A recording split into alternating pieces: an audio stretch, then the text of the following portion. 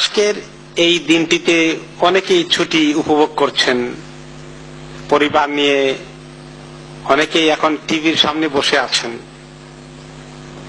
টিভির ফজিলত থেকে নিজেকে বঞ্চিত করতে চাচ্ছেন না। কেউ হয়তোবা আত্মীয় স্বজন আসা যাওয়া করছেন, সুযোগ নিচ্ছেন, বেড়াচ্ছেন, একটু রিল্যাক্স হচ্ছেন।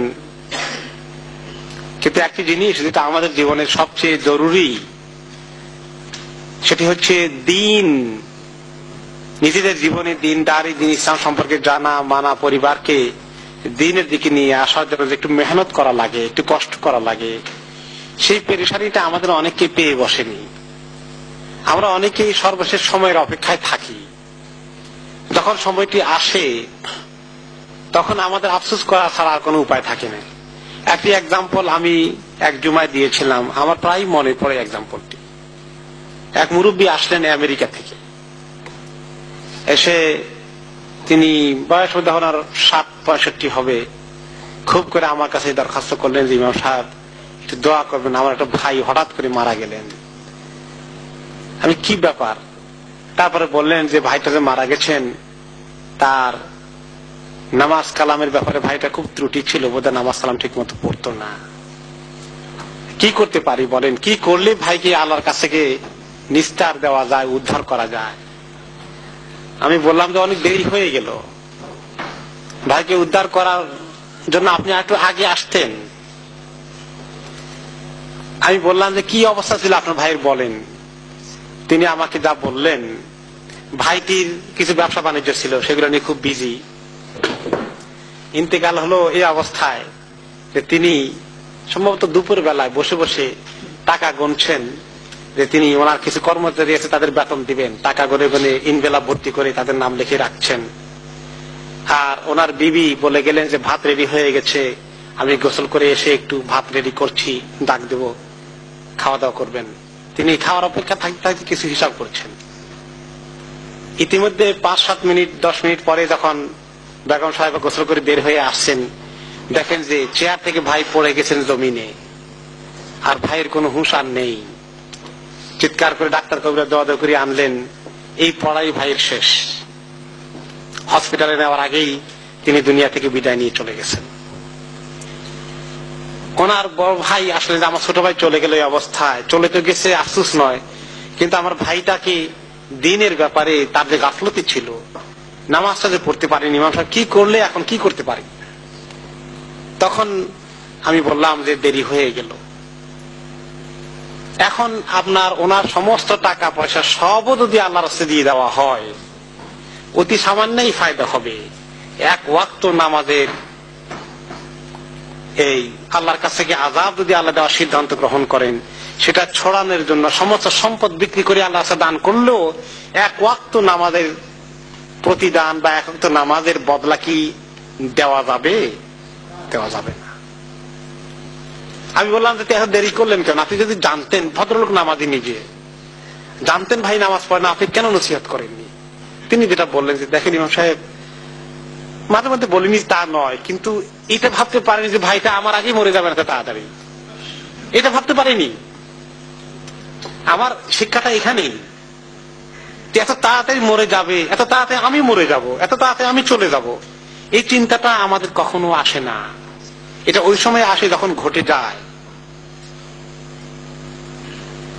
এখন এই যে আল্লাহ তাআলা আমাদেরকে দুনিয়াতে পাঠিয়েছেন, সবার একটা সংসার হয়েছে, চাকরি বাকরি করছি আলহামদুলিল্লাহ, কারো বিবি আছেন, কারো ছেলে মেয়ে আছেন, একটা সংসারকে মেনটেন করার জন্য আপনি দিন রাত পরিশ্রম করছেন।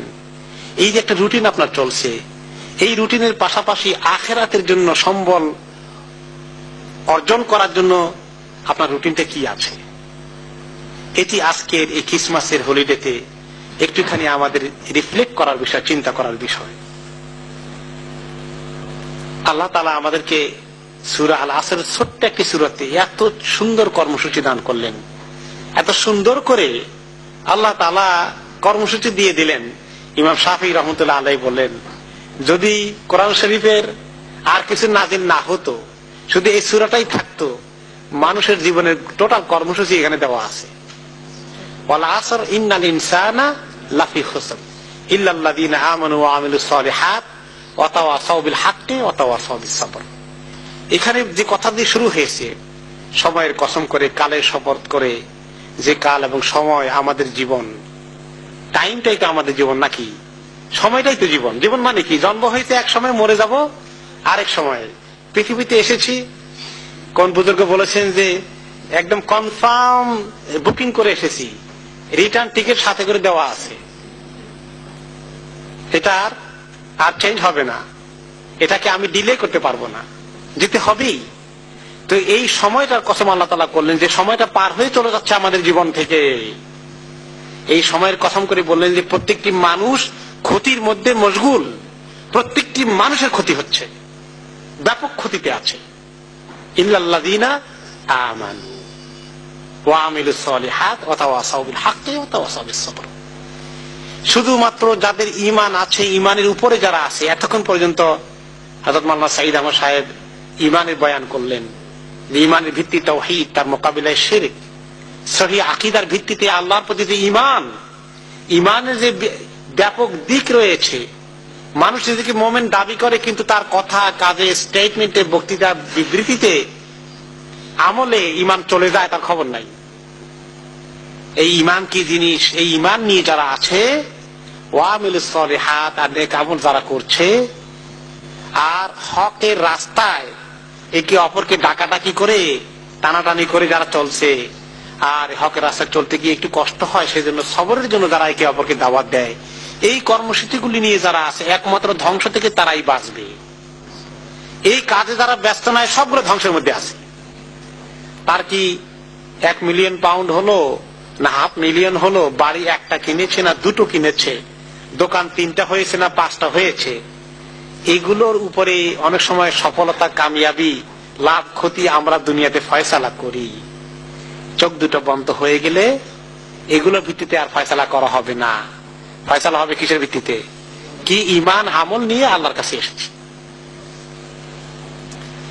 এখন এই ঈমান আছে, যদি আপনি কোন এক লোককে বলেন কোন কথায় তার ব্যাপক উল্টাপাল্টা, ঈমান চলে যাওয়ার মতো কাজও করে, তুমি যে এই কাজ করছো তোমার তো ঈমান নাই, সেই কথাটা মেনে নেবে? আপনাকে চড়াও হয়ে বলবে আমার ঈমান নাই, বলো কি তুমি?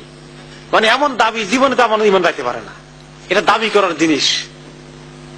কিন্তু কথায়, কাজে, কর্মে, আমলে সব ঈমানের কোনো খবরই নাই।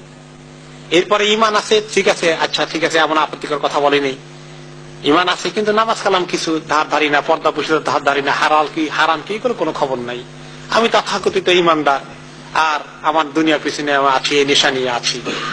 এরপরে নামাজ কালাম এগুলোর ব্যাপারে অনেকেই আমার আত্মীয় স্বজনের কিছু ঘনিষ্ঠ ছিল এমন, মাঝে মধ্যে তাদের কাছ থেকে শুনেছি, দেখো আমরা নামাজ পড়ি না ঠিকই, কিন্তু আমাদের দিল ঠিক আছে। সুবহানাল্লাহ। মানুষ নিজেকে এমন ভাবে কি নিজে দাবি করে, কিসের ভিত্তিতে তার দিল ঠিক আছে, যে আল্লাহর সামনে সাজদায় নিজেকে মাথা দিয়ে অবনত করতে পারে না, তার চেয়ে দুর্ভাগ্য আর কি আছে? এমন লোক নিজেকে ঈমানদার দাবি করে। আর মাওলানা ঠিকই বলেছেন, ঈমানের ব্যাপক সংজ্ঞায় যদি আসি, তাহলে আমল ছাড়া ঈমানের এই অস্তিত্ব, এটা আসলে ভিত্তিহীন।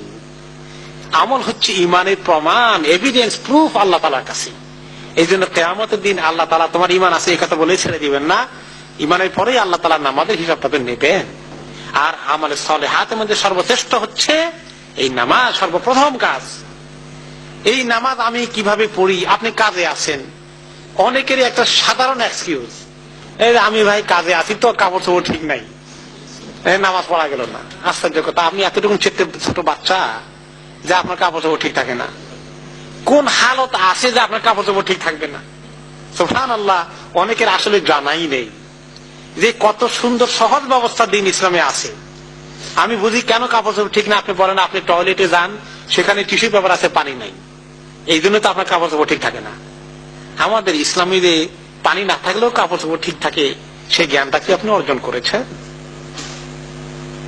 পানি হওয়াটা উত্তম, পানি হওয়াটা ভালো, এটা এটা এটা ফজিলত বেশি, তাহারাত ভালো করে হয় ঠিক, কিন্তু পানি ছাড়া যদি টিস্যু, কুলুক, পাথর, মাটি কিছু ইউজ করে, পানি যদি না থাকে, তাহলে মানুষ টয়লেট করলেও এগুলো ব্যবহার করলে পাক হয় না হয় না? পাক হয়। বহু ঘটনা আছে। রাসূলুল্লাহ সাল্লাল্লাহু আলাইহি সাল্লাম আরব দেশে যখন বিভিন্ন জায়গায় গিয়েছেন, সফর করেছেন, ওনাদের সাথে খাওয়ার পানি জোগাড় করতেই মুশকিল, ওজুর পানি জোগাড় করতেই মুশকিল, টয়লেটের জন্য পানি থাকতো না, শুধু পাথর দিয়ে ক্লিন করে ফেলে নামাজ কালাম পড়তেন স্বয়ং রাসূলুল্লাহ সাল্লাল্লাহু আলাইহি ওয়াসাল্লাম। বহু হাদিসে আপনি পাবেন। তো টিস্যু পেপার হলো পাথর, মাটি, ঢিলা কুলুকের বিকল্প। এটা দ্বারা আপনার কাপড় পাক হয়ে যায়। কাজেই আপনার কাপড় না পাক এটা কোনো গ্রহণযোগ্য এক্সকিউজ হইতে পারে না। কাজে শুধু আপনি সতর্ক থাকবেন যে আপনি কাপড় চোপড় যেন না লাগে, যেভাবে আপনার পরিষ্কার হওয়া লাগে পরিষ্কার হয়ে যাবে। আপনার উজু করার জন্য কেউ অফিস আদালতে চাকরি করেন যে সেখানে সিঙ্গের মধ্যে পা উঠাই ফেললে লোকেরা বললে এত উপরে পা উঠেছে কেন, একটা বেকুবরতা কারবার, তার বেকুব হতে চান না, নামাজ পড়ি না, ভদ্রলোক হয়ে বসে আছি।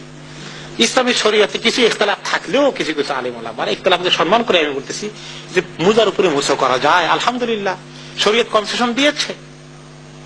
আপনি মুজার উপরে মুছো করলে আলহামদুলিল্লাহ আপনার এই উজু করার ওই ঝামেলাটা থেকে, সিঙ্কের উপরে পা উঠানো থেকে আপনি বেঁচে গেলেন। আপনি হাত মুখ ধোয়া তো সিঙ্কের উপরে কেউ মানা করবে না। এরপরে আপনি এখানে আমাকে এত ছুটি দেয় না বা ওখানে পরিবেশ নাই, ব্যাগ একটা রাখেন, যে কোনো কোনার ভিতরে আপনি লম্বা করে বিছাইয়ে দিয়ে কোন রকমের 2 মিনিটে 3 মিনিটে 4 মিনিটে ফরজটা আদায় করে ফেলেন। আপনি সুন্নত আদায় না করলে এই মুহূর্তে আল্লাহ তাআলা আপনাকে গুনাহ দিবেন না। বান্দা মুশকিলে আছে, তারপরে যদি সুন্নত আদায় করলে গুনাহ দিতে হয়, তাহলে সুন্নত আর ফরজের পার্থক্য থাকলো কি? যখন পরিবেশ আছে, আমি অলসতা করে সুন্নতকে তরক করা, আমি বিরাট ঠকে যাব। কারণ কিয়ামতের দিন ফরজ নামাজ যখন মাপা হবে ওজনের জন্য, যখন টিকবে না, কুসুর হয়ে যাবে, ত্রুটি হয়ে যাবে, আল্লাহ তাআলা তখন বলবেন যে বান্দার সুন্নত আছে নাকি দেখো, নফল আছে নাকি দেখো, ওগুলো দিয়ে তার ফরজ নামাজে জোড়া দাও যেন পাশ হয়ে যায়। সুবহানাল্লাহ, আল্লাহ কত রহমানুর রহিম। তো কাজেই সুন্নত দরকার, কিন্তু যেখানে আপনার পরিবেশ না, শুধু ফরজ পড়ে দিলে আল্লাহ আপনাকে মাফ করে দিবেন, আলহামদুলিল্লাহ। এখন তার ফরজ নামাজ নাই, তার কি দিয়ে দেওয়া দিবেন বলেন? কিচ্ছু নাই, তার কোনো উপায় নেই। এখন আমরা যখন সুন্নতের এই কথা বলি, তখন কিছু কিছু আলেম ওলামা বলে কি, দেখো এখন আছে সুন্নত উঠাই দিতে, কার সুন্নত লাগবে না, আল্লাহ মাফ করুক। আমরা মানুষকে ফরজটা যে কোনো ভাবে করার জন্য দান দিয়ে কথাগুলো বলতেছি, শরীয়তে যা আছে এই কথাটা, আর তুমি সুন্নত পড়ানোর জন্য তারে জুমার নামাজ 22 রাকাত বানাই দিছ। বেচারার সময় নাই, তার ডিউটি কোন রকম ফরজ পড়ে দৌড় দেওয়া লাগবে, তার চাকরি থাকতেছে না। এই দেশ তো মুসলিম দেশ না, শরীয়তে কনসিডারেশন আছে না, সুন্নত উঠাই দিয়েছে, এখন দেখো কয়দিন পরে করবো, ফরজও নাই। মানে জাহালত কাকে বলে, মূর্খতা কাকে বলে দেখেন। এখন আপনারা অনেকেই আছেন, আপনাদের অবস্থা হয়েছে কি, দেখেন কোন দিকে যাবো, আপনি এক কথা বলেন, ওই মেয়ে সব আরেক কথা বলেন, আমরা যাবোটা কোন দিকে? তা আমি বলি যে আপনাকে আল্লাহ তাআলা এত মুসিবতে ফেললেন কেন? আল্লাহ তাআলা এত সুন্দর একটা দিন ইসলাম দিয়েছেন, 2 মিয়া সাহেব আপনাকে মুসিবতে ফেলানোর জন্য? আল্লাহর কসম, এমন এক দিন দিয়ে আল্লাহ তাআলা আপনাকে দিয়েছেন যে দিনের ব্যাপারে আপনার নবী মুহাম্মদুর রাসূলুল্লাহ সাল্লাল্লাহু আলাইহি ওয়াসাল্লাম বলেছিলেন, তারাকতুকুম আলাল মাহাজ্জাতিল বাইদা লাইলুহা কানাহারিহা লা ইয়াজিগু আনহা ইল্লা হালিক। আমি তোমাদেরকে এত পরিষ্কার সুস্পষ্ট দলিল প্রমাণ দিয়ে দিন রেখে গেলাম, যেই দিনের রাত্রিগুলোও দিনের মতো উজ্জ্বল। এই দিন থেকে কোন ব্যক্তি দূরে সরে যাবে, যার কপালে ধ্বংস ছাড়া কিছু নাই, এমন লোকই এই দিন থেকে দূরে সরে যেতে পারে। কাজে কোন মিয়া সাহেবের বাপেরও ক্ষমতা নাই, 2 মিয়া সাহেবের বাপেরও ক্ষমতা নাই উল্টা পাল্টা কথা বলে আপনাকে মাঝখানে কনফিউজ করে ফেলবে। এই কথা বলে আল্লাহর কাছে মাপ পাওয়ার আপনার কোনো জায়গা নেই। আপনাকে কি করতে হবে? জানতে হবে দুইজনে 2 রকম কথা বলে আসলে ব্যাপারটা কি, লেখাপড়া করতে হবে। এই লেখাপড়া করাকে আল্লাহ তাআলা নফল সুন্নত করেছেন না ফরজ করেছেন? তালাবুল ইলমি ফারিদাতুন আলা কুল্লি মুসলিম। প্রত্যেক মুসলমানের পরে এই লেখাপড়া করা ফরজ। এই ফরজ লেখাপড়া আপনি করে দেখবেন যে দুইজনে দুই দিকে টানাটানি করে আপনাকে বিপদে ফেলে নেই। আপনার কাছে দ্বীনের কথাগুলো কোরআন হাদিস থেকে সুস্পষ্ট পরিষ্কার হয়ে গেছে। আপনি কি আল্লাহ রাসূলের কথা বিশ্বাস করেন না করেন না? অবশ্যই করতে হবে। তাহলে আপনি দেখবেন দ্বীনের মধ্যে কোনো কনফিউশন নাই। এগুলো জাহালাতের ভিত্তিতে, মূর্খতার ভিত্তিতে কিছু লোক করে, লেখাপড়া করে নাই, লেবাস পোশাক দিয়ে মিয়া সাহেব হয়ে বসে আছে।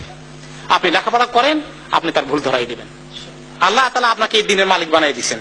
এটা ব্রাহ্মণের ধর্ম না, সাধারণ পাবলিক পড়তে পারবে না, শুধু ব্রাহ্মণে পড়বে। হিন্দুদের মধ্যে যারা ক্ষত্রিয় আছে, তারা যদি তাদের পবিত্র কিতাব, কি বলে এটার নাম কি, গীতা বা বেদ, এগুলা ধরে, বেদ ধরে, বেদের কিতাব টাচ করে, তার অবস্থা কাহিনী। সে অভিশপ্ত, তার শাস্তি দিতে হবে। কেন ধরলো এটা? এটা ব্রাহ্মণ ছাড়া তো অন্যরা ধরার কথা না। তো আপনার কোরআন হাদিস কি আলেম ওলামাদের জন্য শুধু নাজিল হয়েছে? আমাদের সবার জন্য নাজিল হয়েছে। আল্লাহ তাআলা সকল জবানে এই তর্জমা করে ব্যবস্থা করে দিয়েছেন। আপনি পড়ুন, ইকরা বিসমি রাব্বিকাল্লাযী খালাক।